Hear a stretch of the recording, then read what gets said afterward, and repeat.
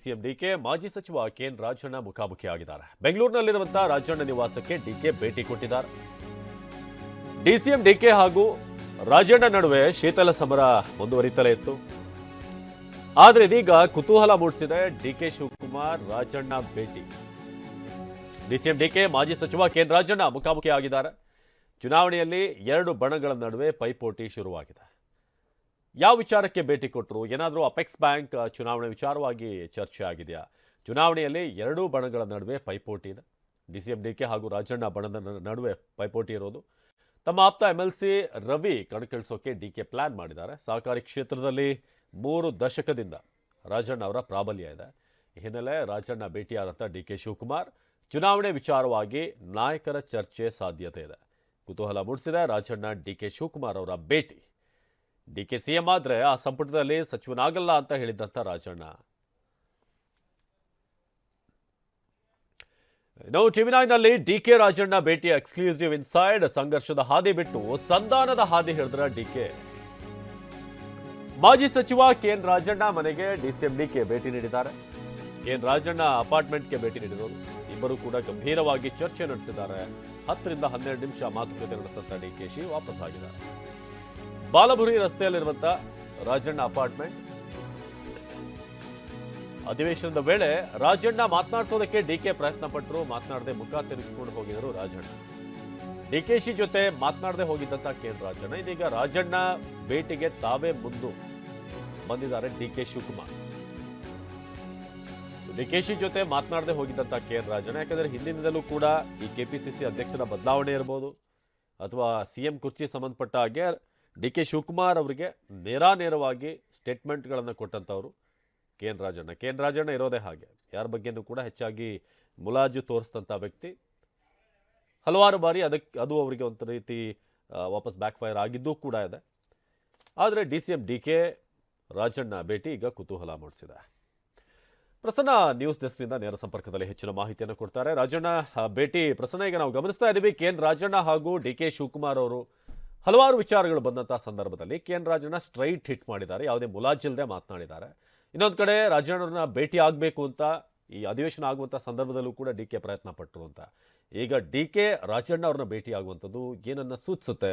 ಯಾವ ಚರ್ಚೆ ಆಗಿರ್ಬೋದು? ಏನು ಇನ್ಸೈಡ್ ಲಭ್ಯ ಆಗಿದೆ ಪ್ರಸನ್ನ? ಅವಿನಾಶ್, ಒಂದು ಕೆಎನ್ ರಾಜಣ್ಣ ಅವರ ನಿವಾಸಕ್ಕೆ ಡಿಕೆ ಶಿವಕುಮಾರ್ ಅವರೇ ಹೋಗಿ ಬೊಕೆ ಕೊಟ್ಟು ನಗುಮುಖದಿಂದ ಅವ್ರನ್ನ ಮಾತನಾಡಿಸೋದಕ್ಕೆ ಪ್ರಯತ್ನ ಪಟ್ಟದ್ದನ್ನ ಗಮನಿಸಿದ್ರೆ ಬಹುತೇಕ ಸಂಘರ್ಷದ ಹಾದಿಗಿಂತ ಸಮಾಧಾನದ ಹಾದಿಯೇ ಸೂಕ್ತ ಅನ್ನುವಂಥದ್ದನ್ನ ಡಿಕೆ ಶಿವಕುಮಾರ್ ಮನವರಿಕೆ ಮಾಡಿಕೊಂಡಂತೆ ಕಾಣಿಸ್ತಾ ಇದೆ.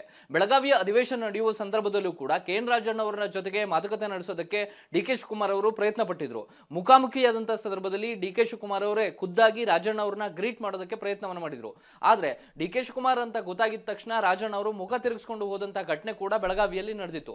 ಅಂದ್ರೆ ಯಾವುದೇ ಸಂದರ್ಭದಲ್ಲೂ ಕೂಡ ಡಿಕೆ ಶಿವಕುಮಾರ್ ಜೊತೆ ತಾನು ಮಾತನಾಡೋದಕ್ಕೆ ಸಿದ್ಧ ಇಲ್ಲ ಅನ್ನುವಂತಹ ರೀತಿಯ ನಡವಳಿಕೆಯನ್ನ ಕೆಎನ್ ರಾಜಣ್ಣ ಅವರು ತೋರಿಸಿದ್ರು. ಅದಕ್ಕೆ ಕಾರಣಗಳು ಬಹಳ ವರ್ಷಗಳಿಂದ ನಿರಂತರವಾಗಿ ನಡೆದುಕೊಂಡು ಬಂದಿದೆ.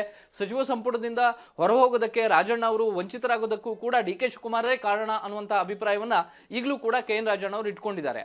ಆದ್ರೆ ಇದೀಗ ಡಿಕೆ ಶಿವಕುಮಾರ್ ಅವರು ತಾವೇ ಒಂದು ಹೆಜ್ಜೆ ಮುಂದೆ ಹೋಗಿ ಕೆಎನ್ ರಾಜಣ್ಣ ಅವರನ್ನ ಭೇಟಿಯಾಗಿರೋದ್ರಲ್ಲಿ 2 ವಿಚಾರಗಳು ಪ್ರಮುಖವಾಗಿದ್ದಾವೆ. ಒಂದು, ಅಪೆಕ್ಸ್ ಬ್ಯಾಂಕ್ನ ಚುನಾವಣೆಗೆ ಸಂಬಂಧಪಟ್ಟ ಹಾಗೆಯೂ ಕೂಡ ಡಿಕೆ ಶಿವಕುಮಾರ್ ಮತ್ತು ಕೆಎನ್ ರಾಜಣ್ಣ ಅವರ ಬಣದ ನಡುವೆ ದೊಡ್ಡ ಮಟ್ಟಿಗಿನ ಸಂಘರ್ಷ ನಡೀತಾ ಇದೆ.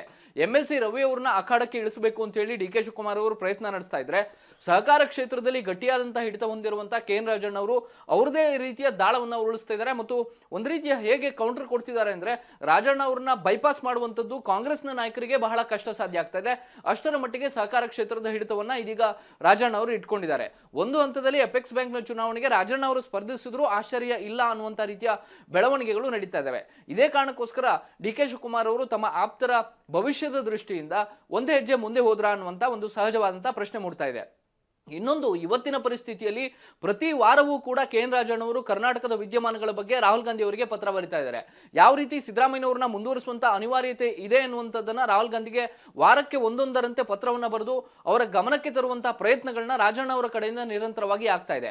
ಮತ್ತು ರಾಜಣ್ಣ ಅವರು ಬಹಳ ವೋಕಲ್ ಆದಂತ ಮನುಷ್ಯ, ಏನೇ ಇದ್ರೂ ಕೂಡ ಬಹಿರಂಗವಾಗಿ ಓಪನ್ ಆಗಿ ಮಾತನಾಡೋದ್ರಿಂದ ಅದು ಸಹಜವಾಗಿ ಡಿಕೆ ಶಿವಕುಮಾರ್ ಅವರ ಬಣದ ನಾಯಕರಿಗೆ, ಶಾಸಕರಿಗೆ ಬಹುದೊಡ್ಡ ಡ್ಯಾಮೇಜ್ ಅನ್ನುವಂಥದ್ದನ್ನ ಡಿಕೆ ಶಿವಕುಮಾರ್ ಅರ್ಥ ಮಾಡ್ಕೊಂಡಿದ್ದಾರೆ. ಇದೇ ಕಾರಣಕ್ಕೋಸ್ಕರ ಮುಂದಿನ ದಿನಗಳಲ್ಲಿ ರಾಜಣ್ಣ ಅವರು ಅಡೆತೊಡೆ ಆಗಬಾರದು ಅನ್ನುವಂತ ಕಾರಣಕ್ಕೋಸ್ಕರವೇ ಒಂದು ಹೆಜ್ಜೆ ಡಿಕೆ ಶಿವಕುಮಾರ್ ಮುಂದೆ ಬಂದಂತೆ ಕಾಣಿಸ್ತಾ ಇದೆ. ಕೆಎನ್ ರಾಜಣ್ಣ ಅವರು ಈಗಾಗಲೇ ಬಹಳ ಸ್ಪಷ್ಟಪಡಿಸಿದ್ದಾರೆ, ಅಕಸ್ಮಾತ್ ಡಿ ಕೆ ಶಿವಕುಮಾರ್ ಅವರು ಮುಖ್ಯಮಂತ್ರಿ ಆದ್ರೆ ಅವರ ಸಂಪುಟದಲ್ಲಿ ನಾನು ಇರೋದಿಲ್ಲ ಅನ್ನುವಂತಹ ನೇರವಾದಂತಹ ಸಂಘರ್ಷದ ಹಾದಿ ರಾಜಣ್ಣ ಅವರ ಕಡೆಯಿಂದ ಬಂದಿದೆ. ಆದ್ರೆ ಅದನ್ನ ಸಂಘರ್ಷಕ್ಕೆ ಸಂಘರ್ಷ ಅನ್ನುವಂತಹ ರೀತಿಯಲ್ಲಿ ಮುನ್ನಡೆಸೋದಕ್ಕೆ ಡಿ ಕೆ ಶಿವಕುಮಾರ್ ಸಿದ್ಧ ಇದ್ದಂತೆ ಕಾಣಿಸ್ತಾ ಇಲ್ಲ. ಹೀಗಾಗಿ ಸಂಘರ್ಷಕ್ಕಿಂತ ಸಮಾಧಾನ ಮುಖ್ಯ ಅನ್ನುವಂತ ನಿಟ್ಟಿನಲ್ಲಿ ಡಿ ಕೆ ಶಿವಕುಮಾರ್ ಮತ್ತು ರಾಜಣ್ಣ ಅವರ ಭೇಟಿ ಬಹಳ ಮಹತ್ವವನ್ನು ಪಡೆದುಕೊಳ್ಳುತ್ತೆ. ಅವಿನಾಶ್ ಪ್ರಸನ್ನ ಹಾಗೆ ಸಂಪರ್ಕದಲ್ಲಿರಿ.